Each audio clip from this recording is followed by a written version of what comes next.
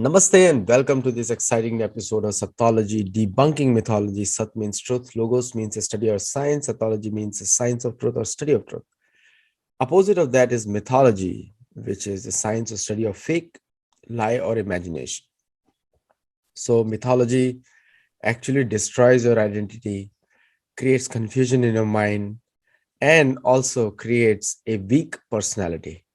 Sattology, on the other hand, brings truth and makes you more confident. Like I always say, read and repeat. Just read and repeat. And as long as you're doing that, you are super confident because you're not speaking it, you're just reading it. Just like everyone else says, they quote somebody else. I have always quoted Vyasdev, I've always quoted Valmiki. So I can be very assertively correct because I'm not saying it. I'm saying Vyasdev said it. If you have to fight with Vyasdev. And that's a really good path to make spiritual progress if you want to fight with Vyasdev. So without delay, let us welcome my very good friend Rishi, researcher, teacher, and a very prominent social media personality also. Let us welcome Sri Nilesh Nilkant Oak. Namaskar Aditya ji. Happy to be back into our satsanga and discussion. And for all those who are celebrating New Year, Happy New Year to you. Happy Gudi Padwa. And so Nilesh ji, when we see the American academic arrogance, because I come across many times because of many reasons. First of all, they assume because I never tell them my education background, they think I'm not educated. And the second thing is like they presume that they are right and you're wrong. And very casual use of words like evil, devil, and Lord. I am opposed to all three words actually, because it all makes it very religious, judgmental mindset. So, what do you have to say on this? I've asked you 2, 3 questions in one. Right. So if I forget, then you have to remind me. Yes. But glad you reminded of the New Year. So greetings to everyone on the occasion of Vaishwik, the World New Year. That's the native traditions. They use the natural rhythm, rutam vachmi, that rutam comes from there, of the nature, of the moment of the sun and the moon to decide when the new year begins. And of course, from the solar perspective, solar year that begins on the spring equinox. So in the modern times is 21st March. And a day that is close to that on the lunar calendar in our times, approximately, that's like a Chaitra Shukla Pratipada. And that's why it's a Gudi Padwa. I may also mention quickly that the tradition of Gudi Padwa, now it is specifically celebrated in the Maharashtra province of India, for example, it's a Maharashtrian kind of festival. Different names, Ugadi, and you will hear different names. But the festival, the tradition of that Gudi Padwa, a specific, even a ritual. Now, ritual is not the right word per se, but we sanskar, it is a sanskar, but we'll use that, where a bamboo stick is used and how it is decorated and all this. That tradition definitely goes back to more than 14,000 years. And with that, I'll come back to responding to the academic discussion that you're talking. The academia, I don't mean just the American academia, but especially humanities. Humanities, think of non-engineering. Now, engineering, science are also affected, unfortunately, with some postmodernist nonsense. But the humanities department, or especially South Asian departments, are absolutely bankrupt when it comes to scientific acumen, logical reasoning, and common sense. And that's why when you ask the question, like, I don't know exactly what was your specific interaction, but I will just repeat what when my fans, you can say, or Indian parents or Indian young students, when they ask and they will say, oh, Nilesh ji, I'm listening to your lectures, I have read your books, I read your blogs, and I want to pursue my higher studies in Indian civilization. In America, where can I go? Or UK, where can I go? Actually, the situation, with the exception of few institutions back in India, is also extremely pathetic, because the people who are running there are lackeys, who are trained here in the South Asian departments of American universities. But the what I tell them is, I said, don't come here for that, at least that department study. Don't come here unless you want to destroy your mental status, mental balance. So really, it's a pathetic situation. But why is that situation like this? Because some of the words, like say, for example, the word science, word theory, okay, word testing, validation, they are used in a empirical science or shastra or darshana shastra, like a nyaya darshana, vaisheshika, sankhya, yoga, in a very specific way. Unfortunately, those words are taken out in humanities in a very gobbledygook way, gobbledygook. For example, in a humanities spirit, many times there are exceptions. Many times when they say, oh, my theory is, or he has a theory, or she has a theory, they really mean opinion. Now, that's not what theory means in science. When they talk of validation, it's usually a relative validation. Oh, that person also agrees with you, whereas this person disagrees with you. So that's the kind of discussion they have. What we are talking of validation, when we talk in the Darshana Shastra tradition or the modern science tradition, is a objective empirical validation. And we can only talk of the evidence that we have. So these are, broadly speaking, Adityaji, these are some of the issues why what humanities is creating, humanities departments in the academia is creating, is really foolish. I'll tell you, I was at the Oxford coffee table conference a few years ago, and one individual, one professor from well-known University of United Kingdom, the conference was at Oxford. He was not from Oxford. He talked on the Panini.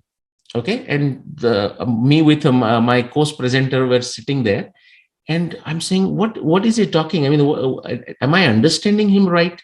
So, but I couldn't understand. So I asked my co-presenter sitting next to me. I said, "Do you understand what is he talking about Panini? And can you summarize it for me? Like, whatever he's blabbering for 20 minutes or so." And my co-presenter smiled and just told me, the summary is, he's saying Panini is illiterate.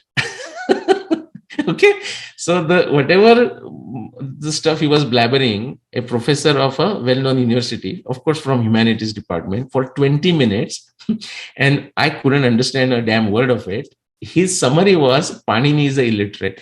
Now, this just blows my mind. But that's the kind of stupidity that is fed through this university system. And you know what? It's a time for them to introspect. Not a time right now. Actually, I think they are in already a very tough zone. And COVID has accelerated that. The COVID whole thing has accelerated that. This is something, Aditya, I'm talking 20 years ago. And let me tell you who I was talking with. Not some person outside academia, a well-known academic person, my professor, a Wisconsin guy, who established the chemical engineering program of University of California, Berkeley. He was there 28 years before he moved to Canada. And yeah, he could say it. I mean, if there is a great things about American system, it can be harnessed, but if they choose not to change, especially the humanities department, they will be removed, and they ought to be removed if they don't bring true value to the system.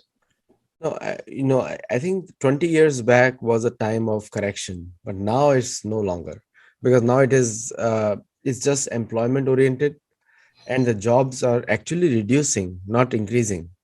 And so people have to find self-employment, and for entrepreneurship, university is not the best system to do it, because it doesn't tell you how to take risk Correct. and doesn't teach you that. Yeah. So there are pockets of excellence, but if you're talking of the masses, it's a disaster in waiting.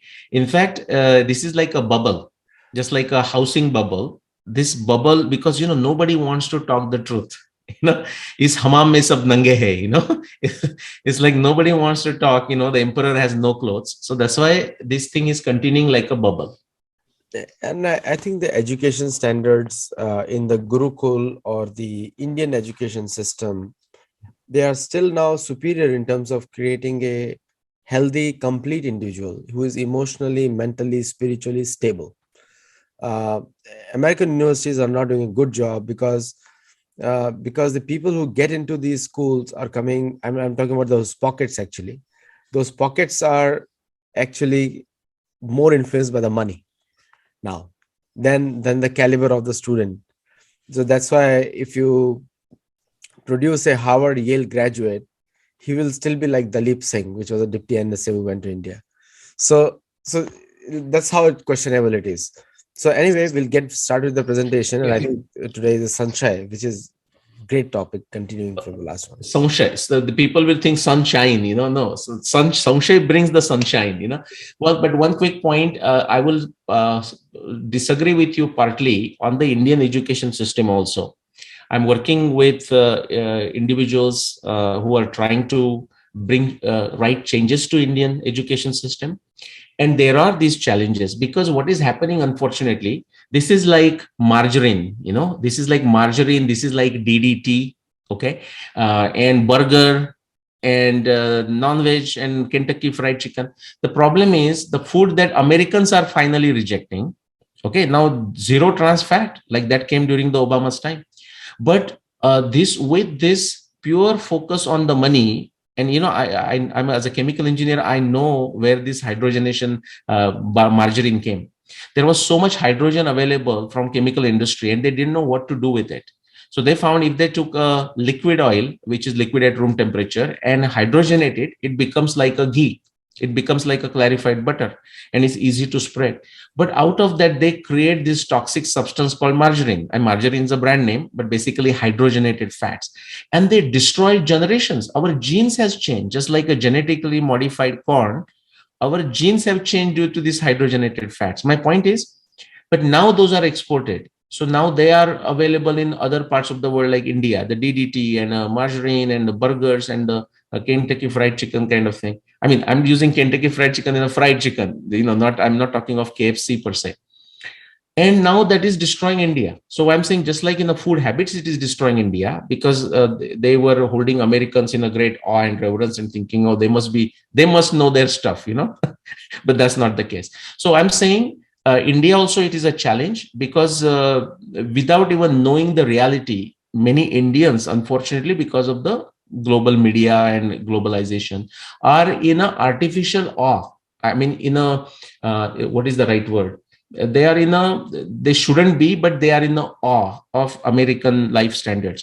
Now there are, we're not, that's not a subject today. There are great things about America, but that's not what the people even in India seem to value when they look at America. When actually we have this discussion, and when I will talk about this, they will say, no, no, no, that's okay, but this is what I like. I say, what are you talking? Anyways, that's a different subject.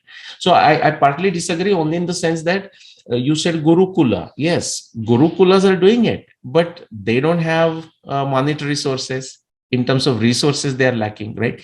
So there is a long way to go, even in Indian education system, because of the influence of the Western education of last 100, years. No, the But thing is, yes, on the Gurukul side, people make the lecture so boring that a normal kid won't be learning anything in a Gurukul. But if you look at the old Gurukul systems, which and I have been to Gurukul. So there are, it depends all on the teacher, because the teacher, if it makes it the lessons interesting, then it is good. yeah, uh, See the other, like I said, example, like for kids, going in the nature is one of the best activities. To a small yeah, child, if you give two sticks of wood, he'll be very happy with that. You don't have to yeah, give him a metal toy or some other toy. yeah, He's happy with two sticks.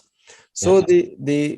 the methodology of instruction is definitely, that depends a lot on in the Gurukul, which is I what. would, I will go to get to my subject, which is again related to Sanshaya and why the Sanshaya, the doubt should be there in the education system Correct. in order to improve it, That's right. or in order to learn why we need a doubt. And we will continue from our last time. That's right. But something what you said quickly, in agreement with you, that is absolutely true. And I'm not even just talking in the Gurukula. See, when I did my undergrad chemical engineering back in Mumbai, this is not even direct chemical engineering. This is before, like first 2 years. I had a professor, I mean, he's still around, Dr. Samant, Professor Samant, organic chemistry. And do you know what we used to say? We used to say then, we still used to say now. Even my professors, even my professor of that time also say, because they were also student of that professor, Dr. Samant. We said he makes organic chemistry sing, dance, read poetry. He turned that into poetry. Next time, I will actually in my basement here. This is from, I'm talking 1987, by the way. So you can relate to whatever that time is. I have those notebooks. There are only few professors whose notebooks I still carry. This is from 1987 organic chemistry. I have those notebooks. I will show you as a demonstration next time, just as what I value them. So you're right. If the professor knows how to teach, and he wasn't pedantic, he wasn't dogmatic, it was just a beauty. I mean, we used to be in a way scared what he's going to ask, but we were learning. Anyways, so he will just put some different structures on. I mean, he will draw like a 10 benzene structures, and he will ask some questions like we are like, oh my god, I hope he doesn't ask me, but we'll learn through that. So that Samshay is important. Let me start sharing, and just I'll bring people. Yeah, I need to be enabled. Okay, perfect. And let's see here. Okay, there we go. All right. Yeah, so the doubt clearing machine is where we stopped last time. So this will be considered this as a part 2. And imagine some politicians with very low intellect. They will talk about putting potatoes from one side and pulling out gold from the another side. Maybe they're not of a low intellect. Maybe unknowingly they're talking about this doubt clearing machine known as avayava of a Nyaya Darshana, or in the modern science, it is called the 5-step process of modern science, very beautifully elaborated and popularized by Sir Karl Popper. So 5-step process, what is that? You start with a tough problem to solve, toughest unsolved problem that is not solved by existing theories. And to solve that, you propose a theory. That's how the theory comes into the picture. You just don't say the theory for the heck of it. Like, what problem you're trying to solve, and has this not been solved by others? If it has been solved by others, what is it that motivated you to solve it again? Like, what is it that is missing from it? Find out that aspect. Then you propose a theory to solve that problem. And how do you test that theory? That is the triangulation of explanation, prediction, testing, or evidence, prediction, and testing in the context of a background knowledge. That is that doubt clearing machine. And if you can do this, and if you are lucky, and if you can create innovative experiments, that's why you need the Tantra Yukti. And you can logically conceive such experiments like Einstein's EPR effect. If these are thought experiments initially, but eventually they were actually carried out using a solar eclipse in 1919, for example. If you're successful in doing such a thing, and with luck, you may able to pull out some very precious stuff, even precious than a gold and platinum, scientific and logical solutions. So this is our machine. Now, when I show that diagram, many people are like now confused, like, okay, well, that's above my head. Some people will say, especially those who haven't dealt with science or scientific acumen and empirical stuff. For them, you can think of a simple side table with the 3 legs, tripod, whatever you want to call it. Now, what does it have? It has 3 legs. And even if one of the leg is not working, then the whole thing is going to collapse. On the top of it, there is a circular surface to hold something. Now, think of this is the foundation for our theory. So we have a problem at the top. Okay, so imagine now you bring a hot cup and saucer, with a tea or a coffee, and now you're going to use this to put it on it. So that's the problem. Where do I put my coffee? And now there is a theory to hold that problem and solve that problem. And the theory is supported by these three legs. That is the triangulation of explanation, prediction, testing. And this very table itself, like the site table itself, has needs support again. And that support is a background knowledge, the infinite space, infinite earth, whatever you want to call it. Everything is there. Everything that we have learned is there in the background knowledge. Now, depending on your theory, depending on your prameya, certain background knowledge becomes relevant, and it's very important to understand what that relevant background knowledge is. So those people who may find the left side bit complicated, they can easily think of a side table with three legs, a surface to hold. Okay, so surface to hold is that theory. The three legs are the explanation, prediction, testing. Where the tool, where that stool is resting, the side table is resting, is the background knowledge. And the hot coffee cup, mug, whatever you have that you want to find where to place it, think of that as your problem. Now we'll get back to the illustration of the dating of Mahabharata. Okay, for example, like you talked, Adityaji, about the academy, and I don't know if specific disciplines you had in mind, but I'll talk of the South Asian studies, for example. If you say this, and when I was at Oxford, and when I said this about the Surya Siddhanta, we don't know how old is Surya Siddhanta, but these specific updates to Surya Siddhanta that are empirically testable, objectively testable in the best of science that is available today, takes us to 580 CE, that is going back like 1400, 1500 years ago. It takes us to 2900 BCE, that's going back 5000 years ago. It takes us to 5500 BCE, the equation of the sun, that takes us to the time of Mahabharata, 5561 BCE. If you look at the latitude measurements of the nakshatra that are there in Surya Siddhanta, it takes you to 8000 BC, 10,000 years ago. If you look at the two pole stars and the specific aphelion and perihelion conditions in the summer season and the before when pre-autumn, autumn season, like Hemanta Rutu and a Grishma Rutu, and the obliquity of the earth, it takes you to 12,000 BCE. No time after 12,000 BC, and of course no time before 12,000 BC for at least hundreds and thousands of years, like 200, 300,000 years. It is not possible. Okay, if you go back to the latitude of a star Canopus that is given in the Surya Siddhanta, it takes you to 38,000 BC, 40,000 years. And we are not saying that's when the Surya Siddhanta was created. Maybe that's when it was created. We just don't know that. We definitely know it goes back. And I was not even explaining that 38,000 BC phenomenon. I was only explaining 12,000 BC phenomenon at Oxford. And like everyone there, because this is a conference. Do you know what was the title of the conference? It was a pre-modern science and technology in Asia. Okay. And do you know what they were discussing? They couldn't, pre-modern meaning like, I don't know what, 1500 or BC, something like this. So before Francis Bacon, who is considered the originator of science in Western Europe, who, by the way, told us to purify our minds, clean all our doubts, which is right. It sounds right, but he, after purifying all his mind of all the beliefs and dogma and everything, still he could never accept that sun is at the center. That is the story of Francis Bacon, by the way. Now, this is not to put him down. Actually, he did create a revolution of a sort, at least for Western Europe, and eventually people improved on it. So now what happens back to Mahabharata here as an illustration, the rules of the game.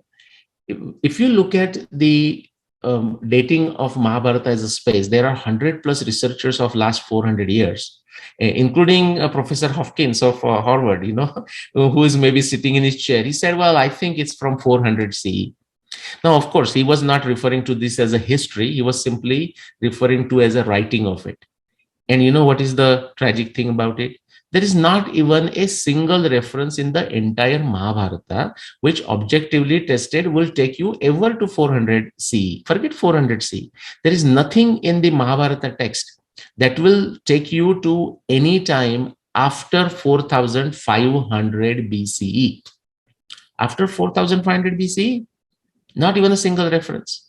Okay, which means what? Mahabharata happened more than 6,500 years ago. But majority of the Mahabharata researchers, both of the East and the West, especially of last 400 years, and so therefore we cannot just blame the British also, by the way, because once the West became aware of Mahabharata, they added their own confusion. But even before that, I say go back 400 years ago. Uh, this is 17th century, time of Chhatrapati Shivaji Maharaj, and a great researcher, Nilakantha Chaturdhar. Okay, he was in Varanasi, Kashi, the seat of learning for the world. And what he did, similar to what Bhandarkar did, but Bhandarkar created critical edition. What Nilakantha Chaturdhar did in 17th century is he created a comprehensive edition, which is to say he looked at the hundreds and thousands of different manuscripts that he had access to, and he created a comprehensive edition. Okay, now it has its value, but in order to trying to understand some of the astronomy references or otherwise, he created his own confusion. I mean, that can happen. We all are prone to make errors. I mean, to err is human. Whatever he created, unfortunately, it has carried to our times. And I'm going to show you that. Now, he at least used the Mahabharata. What you will find is if you go and looking at you get many other folks claiming a different date for Mahabharata war coming on your show. Ask them, why did they not start with the Mahabharata text? If you want to know about Mahabharata, go to Mahabharata. If you want to know about the Bible, okay, you have to read Bible. Okay, why just start with some guys his opinions on a Bible? I mean, you can also read that afterwards, but start with Bible. Same thing.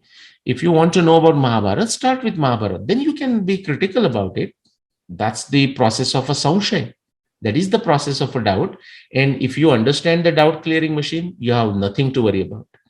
So you will find, Aditya J, that majority, 99% of Mahabharata researchers of the West and the East, when they want to figure out the dating of Mahabharata, they will start outside Mahabharata.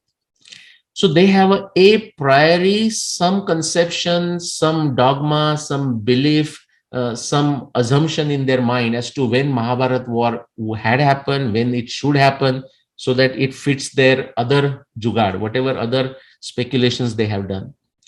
And then occasionally, I would say almost most cases, then they may go to Mahabharat and try to look for some evidence which might support their position. And Sir Karl Popper says, if you already have a theory, if you have already biased your mind about certain thing, and then you are looking for evidence of certain kind that will support your claim, support your theory, very likely you will find it. This is true everywhere. This is true in the modern science. And if we had a time, we will go into that. Like cosmology is something that fascinated right from my childhood. And, so we can talk cosmology from Ptolemy to Copernicus to Kepler to Tycho Brahe to Newton to Galileo, Lagrange, Maxwell, Faraday, many, Fresnel, all the way to Einstein, and now the 14 different theories trying to explain quantum mechanics. It is all due to cosmology. But back to this. So I would encourage you, Aditya, to ask this question: why do they not begin with Mahabharata? Why do they not exhaust themselves of the Mahabharata evidence? And that is the point I brought to this seminar, international seminar in Pune, just that happened recently. I said, guys, get to common sense. If you want to know about Mahabharata, stick to Mahabharata. Once you exhaust everything from the Mahabharata and still you don't know, I mean, you are unsuccessful in figuring it out, or you meaning we as a researchers are unsuccessful, then you can go outside. Nothing wrong with it. So stick to Mahabharata. Number one, it's a common sense. If you want to know about Mahabharata, go to Mahabharata. You can be critical, but not until you read and understand. So what does Mahabharata tell you? Super rich evidence on astronomy, super rich evidence on the descriptions of river Saraswati, and super rich evidence from beyond astronomy, beyond Saraswati. And I just, as a simple humble number I put there is 50 plus. So rule of the game number one. The rule of the game number two, use evidence sincerely. Therefore, again, we can be critical of the West, we can critical of the American university system, but I will also tell you, not just pockets. You will find, Aditya ji, the individuals. So the systems may be in a tough spot, but individual professors, and I was fortunate to meet many.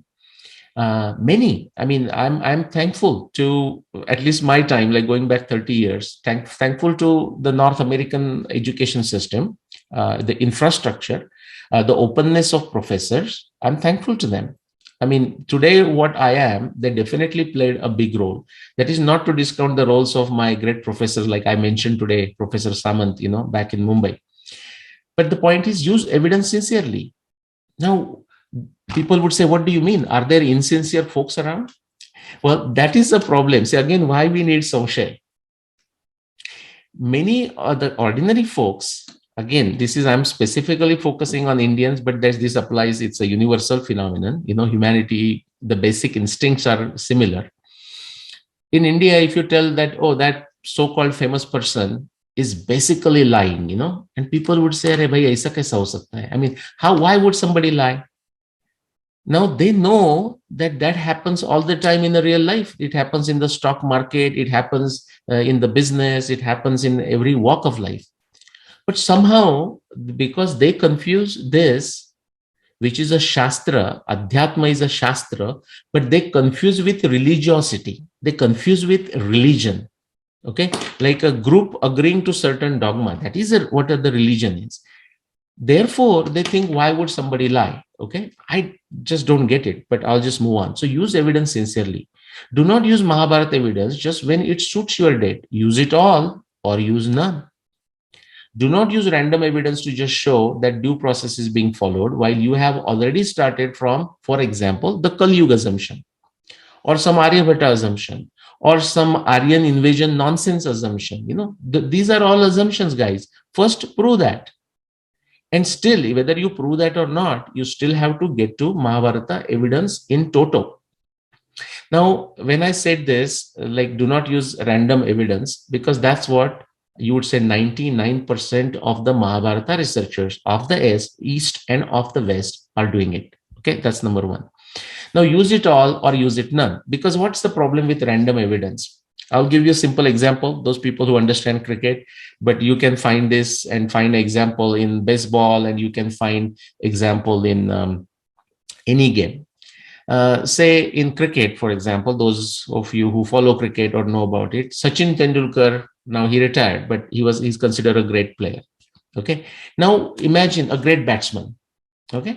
Now imagine you, from all the video recordings of the games, you only take those recordings.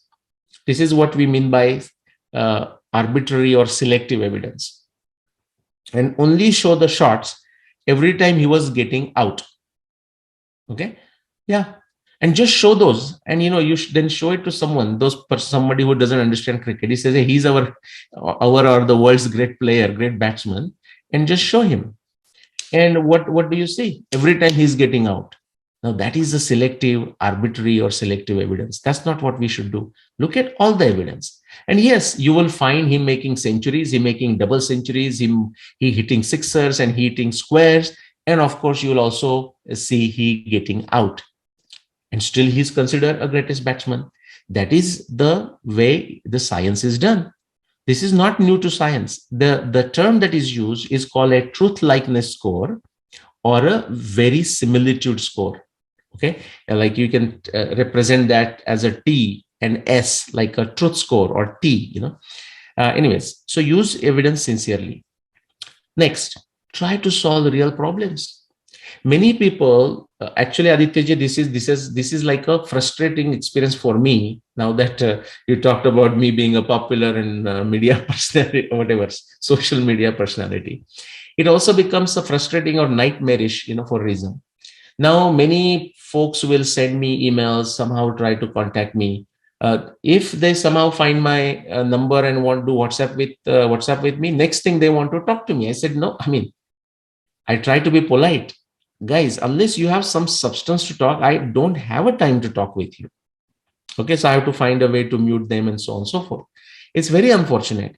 The point I'm saying is, they will say, this is recently one guy, and actually he was talking of his friend. That guy is my friend, a good friend, but he was talking of his friend, and he may be sincere also, but maybe sincere, but maybe not sharp enough. Do you know what Aditya ji he was writing through my friend?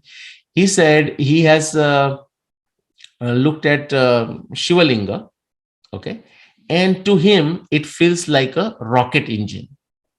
Now, why just him? If you and me look at Shivalinga, it looks like a rocket engine. It also looks like a nuclear reactor, the shape of, Bhabha Atomic Research Center, and so on and so forth. And he wanted to discuss things with me. I just didn't know how to respond.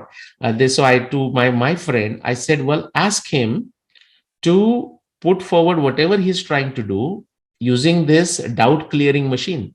What is the problem he's trying to solve?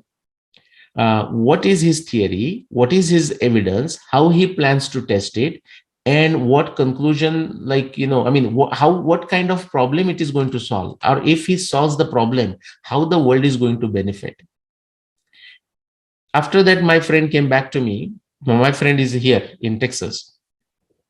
And he said, well, actually, Nileshji, he doesn't have any specific problem. He just wants to talk to you. Okay. So, anyways, I'll not tell you the response I gave to that person, my friend. But my problem is, are you trying to solve real problems? And if you solve that problem, what is the benefit to humanity? What is the benefit to society? What is the benefit to our growth of knowledge, to science, to know more about our history? I mean, benefit can come in many forms. A peaceful life, joy, happiness, okay, good nutrition, it can be anything. So try to solve real problems. Again, I would encourage you, Aditya ji, to ask many other guests that you have who claim to have a year of Mahabharata war. And this is not just to Mahabharata war, but because I'm using that illustration, that's why I'm saying it. Ask them the question, what problem, what unsolved problem they are trying to solve, or they were trying to solve, and that's why they got into this business.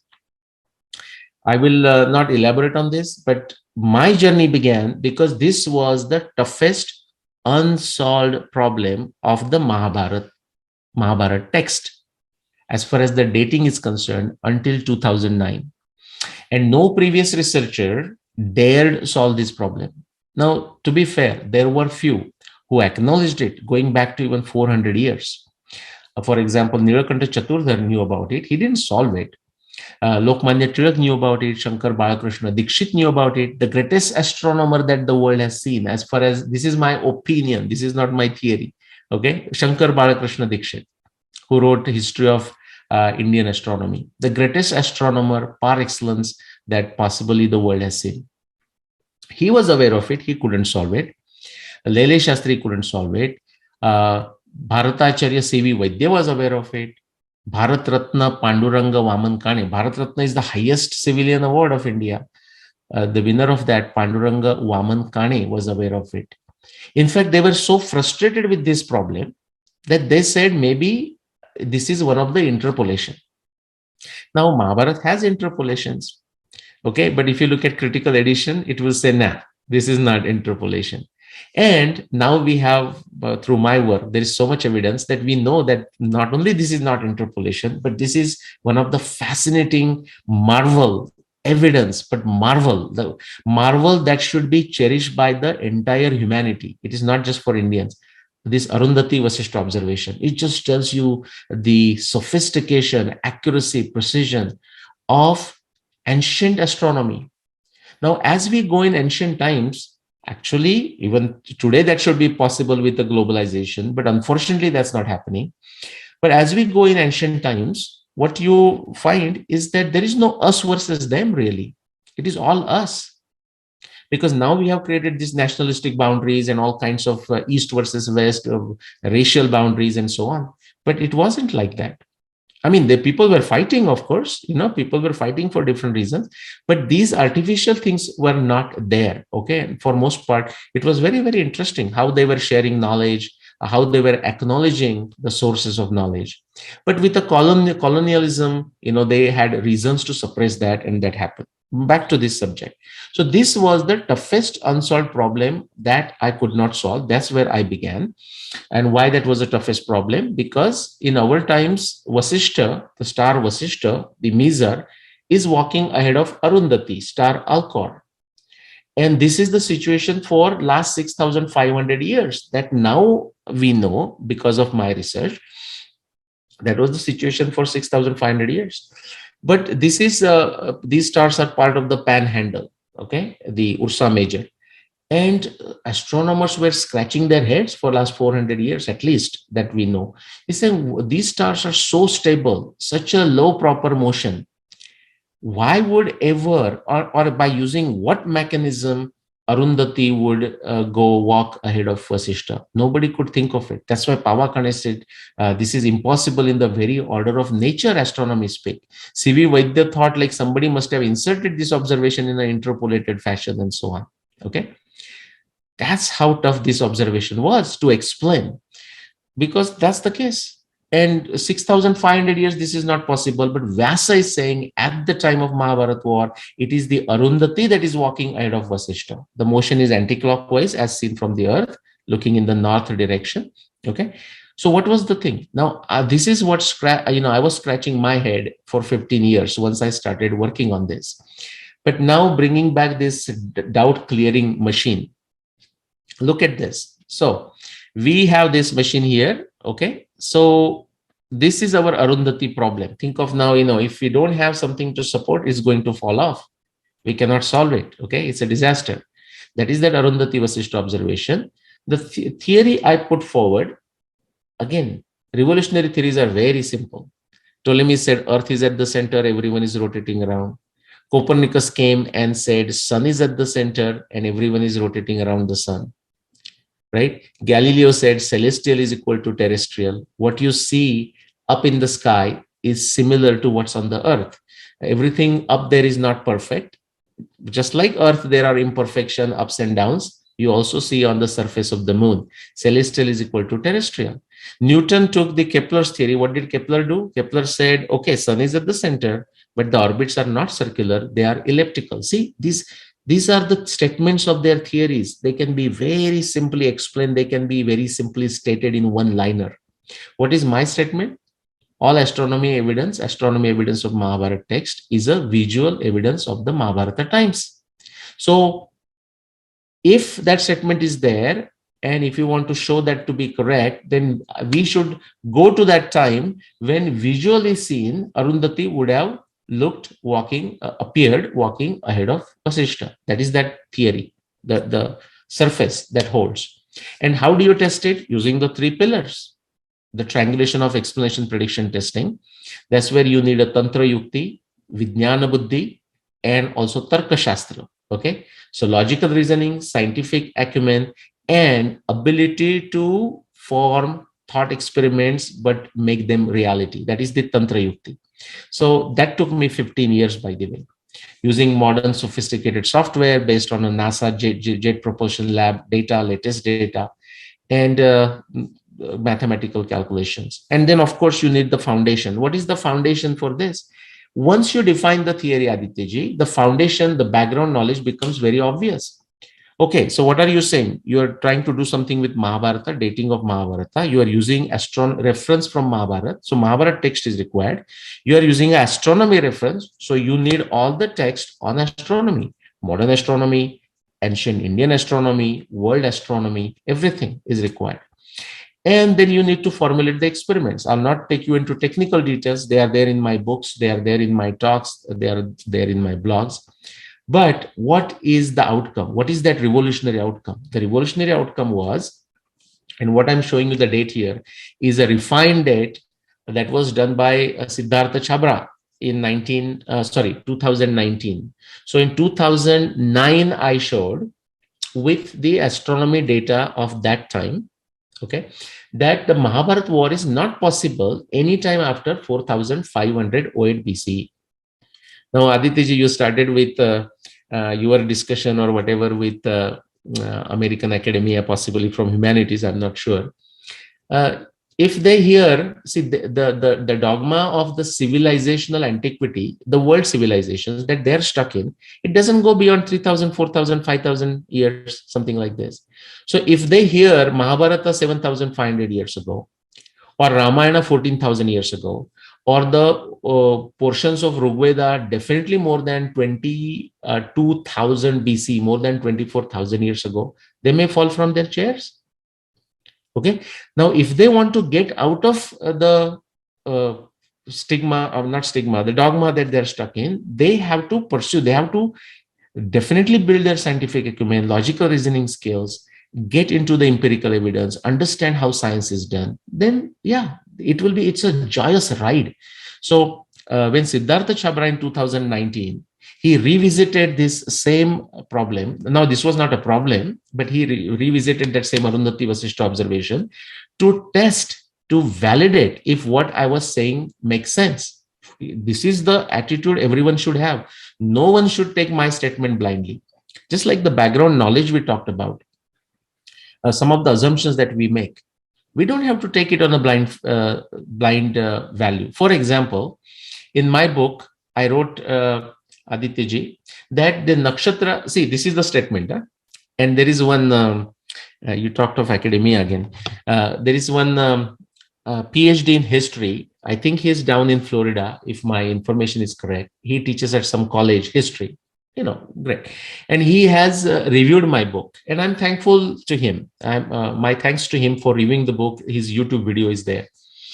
And there, he reads my, of course, he has done a extremely careless and casual job, but I'm still thankful to him for bringing my work to the attention of many in America or worldwide. So some of my assumption, I mean, these are that background knowledge. Now I'll state you one assumption and I'll tell you the funny comments he makes. So what I have said in that, this is for the understanding of a people. Why? Because many folks who have studied in the South Asian departments of the world universities, they have been so much brainwashed into a non-scientific, unscientific knowledge that when they hear the statement, they just get into their chakravyuha. They cannot come out of this prison that they have created for themselves. For example, so in my assumption statement, I said, the state of astronomy described in the Mahabharata text is the state of astronomy of Mahabharata times. Just like I am saying, now that is the background assumption. Here, I put it as a background assumption. It can be theory too, but I don't need to prove it. So the nakshatra system is there in the Mahabharata. So I said the nakshatra system described in the Mahabharata text or employed in the Mahabharata text is the nakshatra system of the Mahabharata times. I don't have a burden to prove anything there. Guys, this is something basics. Okay, even you take a mythological myth, like in the sense of a novel, like the Vinci Code, for example. And when Professor Longdon of Harvard goes to take a flight and goes to, say, London overnight, and he says Professor Longdon drove towards the Boston airport, and in at night, 9 o'clock, whatever, and 7 o'clock morning, he was walking on the streets of London. We are not surprised because we know that journey can be made in like 5-6 hours there. Okay. So that description belongs to that time, unless the person is writing a science fiction. So you decide, do you consider Mahabharata science fiction? Okay, then we can have a very interesting discussion. Still, you'll be very fascinated what that science fiction is. If you consider that as a history, then yes, those are the descriptions. Suppose you don't believe that the nakshatra system that is employed in the Mahabharata text is of a Mahabharata times, then disprove it. This professor, he is a PhD in history, I think. He said, okay, so unless I prove this, I cannot go to the dating of the Mahabharata. Now, first thing, he's wrong. But there is some benefit that we can give it to him, which is to say, any background assumption can be questioned. So if I have said the nakshatra system employed, nakshatras are like the stars, the 27 star systems, just like 12 zodiac. that are used, those are used to trace, track, and note down the position of the sun, position of the moon, and position of the planets. So in this case, this professor, when he says, this professor says it, that I have to prove this. No, I don't have to prove it. He doesn't understand science. But he does have a point only in this way, that any background assumption can also, background knowledge can also be questioned, and it should be questioned. But if he wants to do that, then we immediately change our problem from determining the date of Mahabharata to the nakshatra system of Mahabharata, which is to ask the question, is the nakshatra system described in the Mahabharata, does it belong to Mahabharata times? But now you see, we are getting into a circular confusion of the highest order of Chakravyuha. But what is the Mahabharata times? We don't know. That's why we are using it. So now let's assume this is the scientific process. Let's assume people can go, those people who are listening, they can go to YouTube and type uh, the method of science or something, scientific method, Richard Feynman, one of the great, wonderful personality, Nobel laureate in physics, Richard Feynman, okay, from Cornell, from Princeton, from MIT, and just in 1 minute, he explains what science is. You start with a guess, conjecture, prameya, the theory. As soon as you put forward the theory, then you create predictions. Now, you don't question the theory, but now you take those predictions and you see if those predictions match with the actual evidence, nature, experimental data. If they match, we have no reason to reject the theory. That is how precise and humble is the language of science. Okay, so this, back to this professor. So I'm saying now the issue becomes, if the nakshatra system of Mahabharata, does it belong to Mahabharata times? But for that, you need a Mahabharata times that you have not figured out. Or if he has something, I said, come on, we can have an open discussion, very healthy discussion that will lead to growth of knowledge.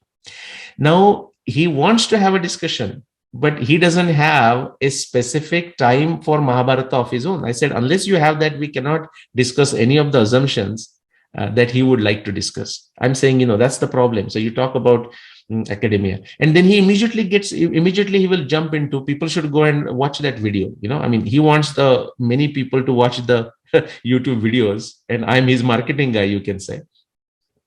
What is the problem? uh, he immediately will jump into authority fallacy. Like, when somebody asks, he says, well, but Nilesh doesn't have a PhD in history, so how can he do history? That is known as a authority fallacy. It's a futile objection. Okay, just come on, take any point on this and discuss with me. Okay, that's what it is. We are almost there at the hour. We'll stop, but I want to take you, just complete this. So going back, why this is a toughest unsolved problem? Because in our times, Vasishtha is walking ahead of Arundhati. And that is the case if we validate it astronomically. It is true. It is true today. It was true 5 years ago. It is true 100 years ago. It is true 500 years ago. It is actually true if you go 5,000 years ago. After 15 years, what I found out is it is actually true for last 6,500 plus years ago. But if you go before that, something magical happens. And of course, I did not know that for 15 years. Okay. So now remember, I have a shraddha, I have a conviction that why would Vyas write something, such an important statement, which can be outright ridiculed if false? Why would he write something like that? So I had a conviction, I had a reverence for what Vyasa had written. And therefore, I continued to study, try to figure this out for 15 years. But I also had a samshay, that doubt that we are talking. Now, what is that doubt? There are people, in a sort of a very blind religious sense, somebody says, hey, if it's written in the book, I'm going to trust it. Now, that happens to many Indians, by the way. So I'm not just talking of people from Abrahamic faiths. Even many Indians, unfortunately, will do that. But that is not the Indian Adhyatma. That is not the Indian civilization. If you look at all 6 Darshana Shastra, every Darshana Shastra emphasizes the Pratyaksha Praman, empirical proof, anubhava, experiential. Okay. Now, Can you do experience everything right from day one? No, you have to do a lot of things. Like if you want to know about electron, you just cannot demand with someone, hey, show me electron. No, it is not that person's responsibility. If you want to know electron, it is your responsibility. If you want to find out what the yoga is capable of doing, yoga by just that, I don't mean the hatha yoga and just doing some postures. Yoga chitta vritti nirodha in that sense. And sabija samadhi, savikalpa samadhi, nirvikalpa samadhi, what it can give you have to practice for hundreds of, I mean, you have to practice for long time, like, decades. And still there is no guarantee that everyone will succeed. So it's up to you. So when I was working on this, see, I have a shraddha, I have a conviction that why would Vyasa write in a careless fashion? He wouldn't write in careless fashion. That is just my shraddha. But fact is, I could be wrong, because there are also interpolations. Who knows? Okay. Now the samshaya I had, that is I'm trying to emphasize, is that I did not, just because Vyasa is written, I did not say, oh yeah, see, since Vyasa is written, that must be true and we don't need to do anything. That is a tamas. That's a laziness. The samshaya in the healthy sense, samshaya for buddhi, it says, what is it that must have made Vyasa write this? Or in what way the Arundhati might have gone ahead of Vasishtha? That is the samshaya of a buddhi. That is a doubt of an intellect. There is also another kind of doubt of a mind. Now, doubt of a mind is a disaster. That will say, because you cannot show Pushpak Viman in the Ramayana times, therefore Ramayana is a false. That is a doubt of a mind. Doubt of a buddhi will say, that's surprising. That's very interesting. 14,000 years ago, just like our Da Vinci Code, and Professor Longdon of Harvard can go in 5 hours to London from Boston. 14,000 years ago, Ram, and now this is our Gudi Padwa, the first day of Chaitra Shukla Pratipada. 9 days from now, we will celebrate the birthday of Ram. Okay, Chaitra Shukla Navami.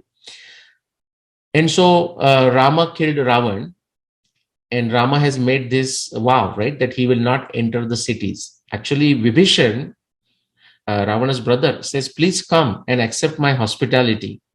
Lanka, not to confuse with Sri Lanka. Lanka is super rich, okay? And please enjoy my hospitality. And Ram says, no, I cannot do that. I'm in a hurry to go back to my place, Ayodhya, okay, Eastern UP. My brother Bharat is waiting for me. And I'm not sure what he will do if he doesn't see me within 14 years that I have promised him. I'll be there in 14 years. At that time, Vibhishan tells Ram, you need not worry. We have the Pushpak Viman, the Pushpak aeroplane. We are talking of Lanka, not Sri Lanka, but Lanka is on the equator. So we have to go further south. And from that, he is saying within a day, before sunset, if you start in the morning, before sunset, it will take you to Ayodhya.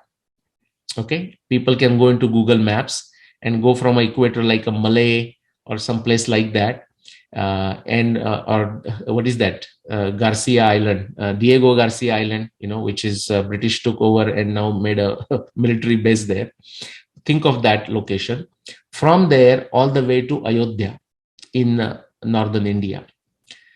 Vibhishan is saying in 5 hours. Now, do we have a map of do we have a design of a Pushpak aeroplane? No, we don't. Do we have any engine designs? No. Do we know what fuel was used to run that? No, we don't know it. We may find out, we may not find out. But this is what I talk about, the Shraddha, but also Samshaya. So on the Shraddha, we can accept it. But if you want to truly remove the Samshaya, then we have to do something about it in a triangular fashion. Nothing wrong in accepting on a Shraddha, but you must understand the limitation of a Shraddha also. Therefore, the Samshaya is important. Ishopanishad talks about, it says, when Adnyana and Jnana, like ignorance destroys you, it says. It is a very different language. Huh? It is a poetic language, sarcastic language, but there is something more deeper truth to it. It says ignorance destroys you, but a knowledge destroys you even more. And now some people will be totally puzzled. What are you talking now? The knowledge destroys you? Well, the academic knowledge, sometime I would say, the knowledge that you have gained through reading, through encyclopedia, and through hearing media and whatnot. And if you don't have the intellect of your own to decide what to question is, how to question it, when to question it, then that knowledge is going to even destroy you more than ignorance. The ignorance is even manageable. That is what we are saying. Okay. So back to this. Now I tried in every single possible way, different types of experiments I designed. Then I did mathematical calculations. I used to go, when I was up in Canada, I used to go to the Department of Physics and Department of Astronomy, look at their catalogs, discuss the problems with the professors. Okay, now some of them were very helpful. Finally, I had to solve on my own. Took me 15 years. But when this is the final beauty, what did it show? Actually, in the history of our solar system, Earth, whatever you want to call it, there is a time period. As far as the past is concerned, there is only one time interval. And when I say past, Adityaji, just for simplicity, we can go to like, say, 500,000 years. Okay, that will do. Nobody's thinking of a Mahabharata happening before that. But just say 500,000 years. The only instance, there is only one time interval that begins around 11,000 BCE and ends around 4,500 BCE.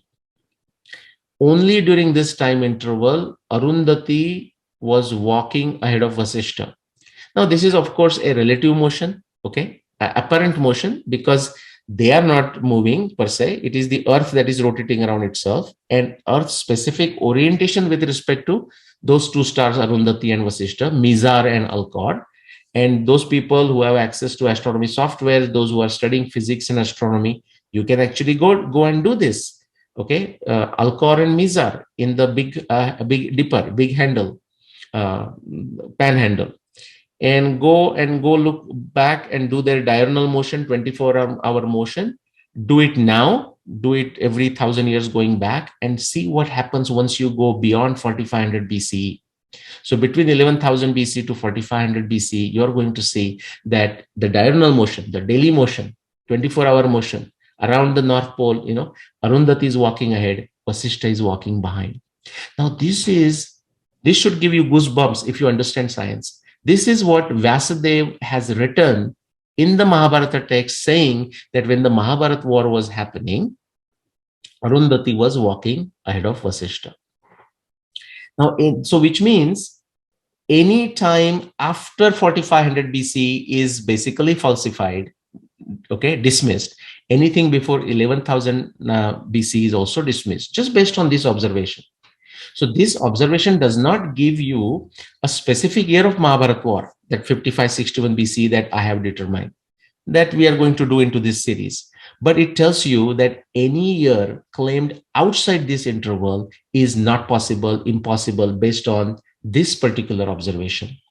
And therefore, those Mahabharata researchers who have claimed something outside this, do you know what? You can expect a natural human response, Adityaji, out of Kama, Krodha, Lobha, Moda, Moha, Matsara, Shadripu. And Nyaya Darshana talks about Tat Trairasham, Raga, Dvesha, Moha, Arthantara Bhavat. Why people create errors? Why people create blunders? Because they dogmatically stick to something that they emotionally believe, Raga, or they dogmatically are out of enviousness or whatever the different reason. They detest some claim, they detest some truth, they detest some person. Therefore, it takes them to errors. And the third one, raga, dvesha, moha, or mudha, stupidity or lack of intellect. And Nyaya goes on to say that the reason for the raga, reason for a dogmatic attachment, or the reason for hating someone, detesting someone in an arbitrary fashion, is actually due to lack of intellect and stupidity. So the main reason is that. But this is there for anyone to verify. That is the beauty of a Nyaya Darshana. That is the beauty of a modern science. Okay, its emphasis on empirical validation. So that's what it does. Okay, that's exactly what it does. And now the problem, unsolved toughest problem, is solved. The cup and a saucer is peacefully, beautifully sitting on the side table. If the theory is successful, then that happens. Otherwise, you will find a destruction. I'll just quickly we'll stop on this just by summarizing that Arundhati Vasishtha what it did. So the other blue color is what I did in 2009. Anything happening after 45 BC is not possible. Thanks to Siddhartha Chabra, I think he's based in Michigan, if I remember correctly. He revisited, and that's the kind of spirit Adityaji we need from the bhaktas. Okay, the bhakta is not a lazy person. Okay, he actually, I mean, I don't know amount of efforts he would have had to do. He took the latest data in 2019 and he actually showed a more precise interval for this epoch of Arundhati from 10,248 BC to 4636 BC. We will stop on this. Next time we will start with this. So now we decided that interval. We will discuss how I went around to find 5561 BC, but something even more. The theory should be able to predict new problems. Actually, it does predict. Every revolutionary theory predicts new problems of higher complexity. And the beauty of science is science doesn't claim that it knows everything, or it doesn't claim that it will ever know everything. That is not possible. So I will end with Sir Karl Popper's quote that he says, while we differ in the little bits that we know, when it comes to ultimate ignorance, we are all equal. And still, this is a joyous journey. So with that, I will stop for today. Back to you, Adityaji. Now, what a wonderful way. And see, one of the things which comes to the mind is we whimsically accept a BC date, 180. But we do not accept the proofs from Mahabharata, which is the most ironical thing. Like we will pray to Ganesh, but we won't accept his words, what he has written. Yeah. He wrote it with proper understanding. Now, see, and we keep on accepting BC, AD, and whatever has been established. So ultimately, whatever the politics of the land guides, that's what people follow ultimately. Yeah. So this is a time for the Indian politicians to get up. Yeah. To claim that this is our version of history. Absolutely. And it's not even our version. I mean, now that there are different versions, therefore we have to say our version. Just like I said, if you go back in antiquity, there is no us versus them. Yes. The humanity was, I mean, they were fighting, but they were in one at a certain level. When it came to truth, they were at one level. But now zero longitude is in Greenwich, in London. But it was not there if you go 200 years ago. It was in Ujjain, in India. Okay, but British understood the importance of simple things to rule, to colonize the world, right? I mean, how you control time, how you control space. They understood it. I mean, there is a lot to learn from them for that. There is a lot to learn for Indians from them. Yeah, the statecraft. Actually, during Yudhishthir time and during the times of this thing, Ujjain, the line passing through Ujjain and Rohtak, if you draw it straight up and down, that was the main line. Yeah, Lanka, going through Lanka. Going through Lanka, right? Not Sri Lanka. That was Simhala. So we all discussed that before. Yeah. So again, the point is, if you control the global currency, if you control the global time, and if you control the global, if you have the military influence, yeah, and in these three factors, Yudhishthir was the ruler of the entire planet. Because he controlled the time, Nishk was the global currency, he controlled currency, time, and also the third one was he controlled the narrative through military. So that was the thing. And I think, thank you so much, Nilesh ji, and thank you all the viewers for watching. Do comment, do share, and let us know. And by the way, those of you who are asking me, Nishk was the currency during Dashrath Maharaj time also, and Yudhishthir also. So thank you. So namaste. Very good. Namaskar.